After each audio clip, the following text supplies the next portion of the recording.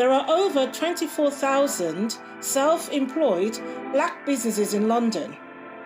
Although most small businesses fail within the first year, these 4 individuals have proven that black businesses can survive and be successful with hard work and strong determination. Hi, my name is Elaine Thomas and I'm the founder and CEO of the Mentoring Lab, which was established in 2017. This is not, however, my first company.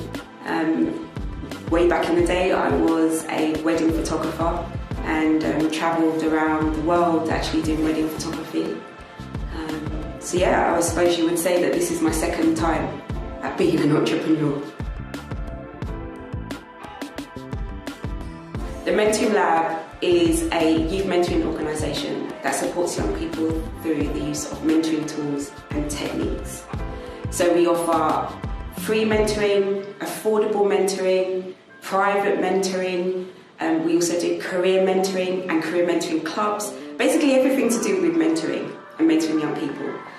We also have holiday clubs, which is based on our mentoring tools and techniques, and we do youth mentoring training as well. So hence the title, we've got the Mentoring Lab and we do everything to do with mentoring. We've even created a fantastic mentoring model that is evidence-based, outcomes-focused and trauma-informed as well. So yeah, we are the mentoring experts. 89% of mentees go on to mentor someone else and contribute to a culture of ongoing learning. I set up the Mentoring Lab because I saw a gap, and that was a gap in the delivery of really good quality mentoring that was offered to black and also like marginalised youth. There's young people that needed or would benefit from mentoring. And what I experienced was that there were, and there still continue to be, many young people that would benefit from mentoring, but they would benefit from high quality mentoring. And what I've seen across my career within the youth sector, education sector, welfare to work sector, is that when mentoring is done poorly, lives are at risk. But when you do mentoring right, you can save a life. And I think it was out of my sheer frustration and I suppose knowing that as an adult who's worked within the youth sector, I was responsible for the improvement of services that are offered to black youth, because I know better, I've worked in it, seen the gaps. We've, time and time again considered the solutions, and it was time for me to get up and do more than just going to work and doing a 9 to 5. And I suppose because I've been an entrepreneur before, and also my family, my great-grand, my grandma, my mum, they're all community focused. My grandma left England. She came in the Windrush and she left England to set up a community in a very small village in St Anne's, Jamaica. And she became a community leader. And so seeing the work that my mum has done as well, it wasn't such a big leap for me to then go and set up the Mentoring Lab with a lot of the same values and principles that was instilled in me from the Windrush generation.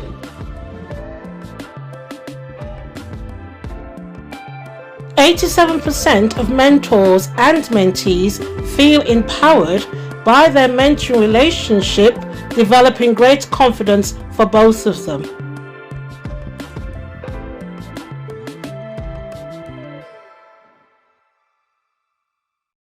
We start you in easy, and then next week you're going to read through this, and then you're also going to go into the statistics. When I look at the challenges, I think about, number one, how long it took me to set up the Mentoring Lab. Number two, the finances that is involved in setting up and also running and maintaining the business. And then I look at the challenges that our clientele, that our beneficiaries face. All of that comes on our shoulders. When I speak about how long it took me to set up the Mentoring Lab, some people see that as a hindrance, but actually it proved to me that this is what I was born to do, so to speak. I was absolutely committed that I would set up a mentoring lab, and it took me years from the initial idea, which started, I would say, about 2011, which was when I was in Jamaica, and I almost did a pilot of the mentoring lab with a couple of our directors who actually volunteered in Jamaica with me when I had this kind of initial idea that I want to support young people through mentoring. We practiced it in Jamaica first. So having that initial idea and then being broke, working as a cleaner, doing odd jobs, and also finding work that would not absorb all my time so that I could focus on building the mentoring lab. They were some of the challenges that I had to face. It's almost like a sacrifice of setting up the business. And when I hear about other people and how they had an idea for a business and then maybe it took them a year, I'm just like, man, is that a structural barrier, or is it just because maybe I didn't have the people around me who could support me in the business, or was it just me? Was I just slow? You know, sometimes I do think about that. But what I will say is, in the 6 years that it took me to actually set up and register the mentoring lab, I focused my attention on the mentoring model that I would be providing others. And I say this like, this is it. Like, the mentoring model that we have got is solid.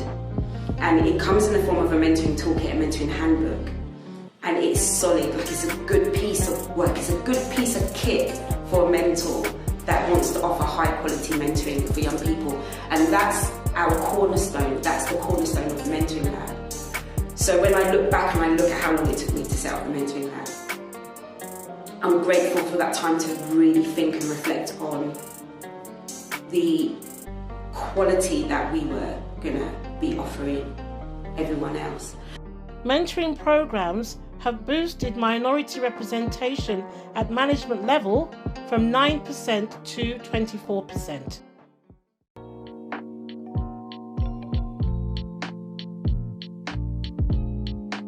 Mentoring will support young people as they go through challenges of life. Sylvia's going to do one more after this one, and then it's your turn to do 4. 4? Yeah, well, 3. You've done one already. What benefits have I gained from having or owning the mentoring lab? You know what? I feel like I got to understand how God works. Like, I got to understand the way that having your eyes set on heaven works, if that makes sense. And the interesting thing is that when we are looking at people who've made loads and loads of money, and sometimes we're jealous or we're vexed or we don't understand, and some people say, only wicked people can get money, only wicked people are, like multi-millionaires. Actually, I think that what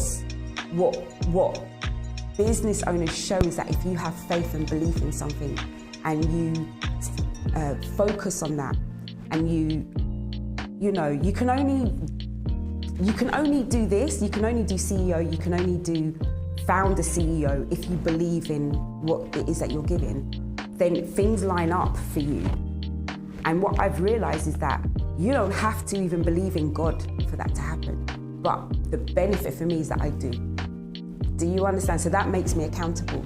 So whereas if something was to happen, or if I was to make a mistake, I would more apologize, and I can't sleep at night if I know I've done something wrong. So people say I'm apologetic, but I want to make sure everyone's okay.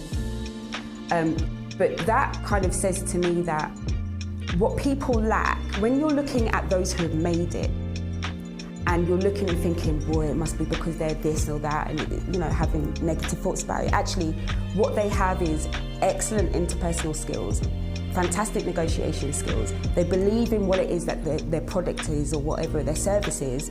They focus on it, they make sacrifices, and they go through and they don't stop, they don't quit. And that for me, and doing that, has exposed God's ways. Like, God is real. And I've learned that through stepping up from being a freelancer to having my own business. Being a freelancer didn't show me that. For me, freelancer equals frustration. But having the accountability of lots of team members underneath me and building up partnerships with big corporations and meeting the beneficiaries and humbling myself so I can hear what it is that they need.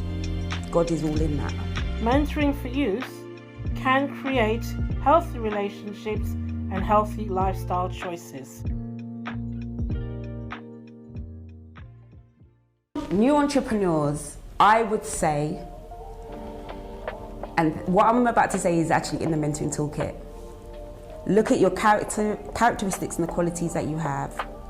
Look at what you're really good at, that people come to you for. Check your friends and who's in your personal network. Because if you want to take this journey, you've got to have it's almost like you've got to have purity around you. So your mind's got to be clean. Even how you think about other people. Because you might be someone who's got you have negative thoughts about people, but people that come your way are going to bring you business and you're going to miss it because you haven't got a clean mind. Does that make sense? Or you might have friends around you and whilst the universe, God, is lining up opportunities for you, because of the dirty waters around you, you're missing opportunities. So just clean up yourself and clean up your surroundings. But just go through. And the one thing I would say is value yourself and do not quit. And that comes at a time when you want to quit. So when you want to quit, you don't quit. You don't quit. The last thing I'll say to entrepreneurs that want to succeed is that you have to battle yourself in order to go to the next stage. So sometimes we think that things are being done to us and actually no, it's yourself. And you need to get past or learn how to live with in a good way, past trauma. You need to get yourself out of the way. And that is the single most difficult thing that I did, but I'm glad I did it. And when you get through all that mess and that filth of yourself and you get to the other side, everything looks nicer.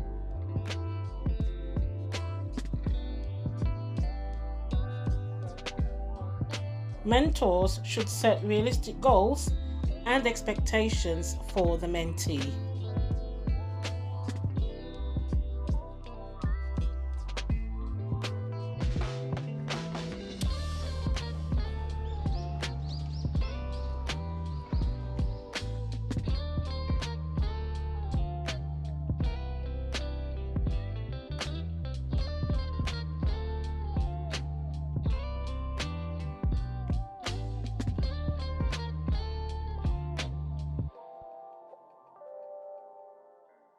You've got to go through the fire to come out as gold. So you've got to go through that, because where I'm at now, and I know that I'm small, I have to deal with people talking about me, whether it be behind my back or in front of my face, but the news always comes.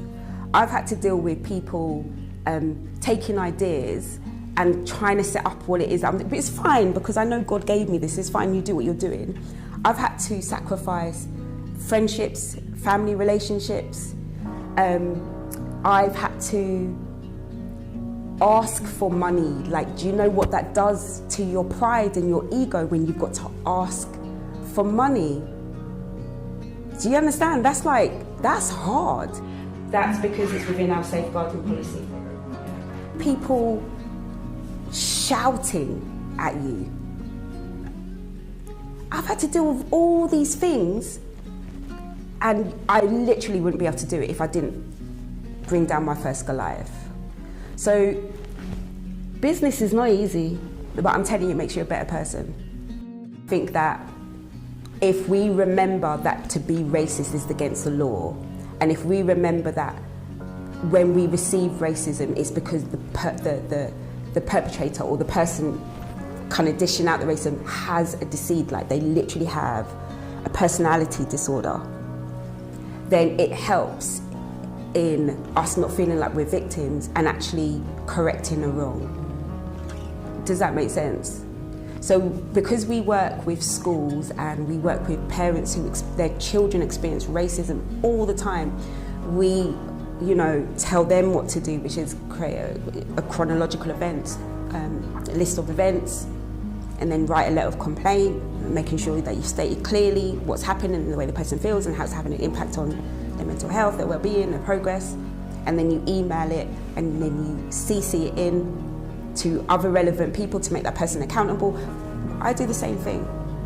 But one thing I will say is that yes, I do take it personally, but I deal with it differently now because I want the end result to be a win for us. 34% of black business owners have stated that they started their own businesses to become their own boss and be independent.